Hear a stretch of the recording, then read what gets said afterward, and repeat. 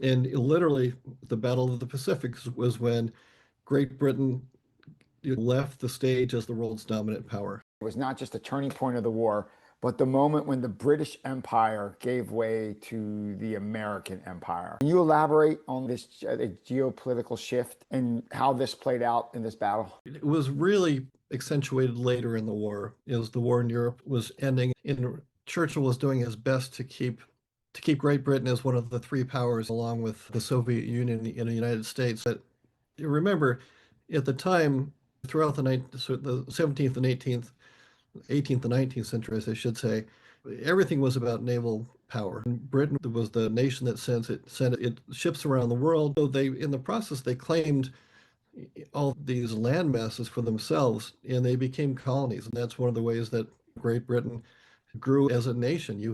They had colonies in India, they had colonies in Australia, and in Singapore. And what happened was, especially with the Battle of Singapore, when the British lost that fortress, and that was their big naval outpost at the western part of the Pacific. Once they lost that, that effectively took the British completely out of the Pacific. They still had a little bit of a bastion with Australia, but once they were there, they lost those colonies. And then as the Japanese began making inroads into India, they were on the verge of losing that too. And Britain just wasn't big enough anymore to be that nation that was the dominant world power. But we were. When you think about it, at the start of the Second World War, the United States had, I think, off the top of my head, eight carriers.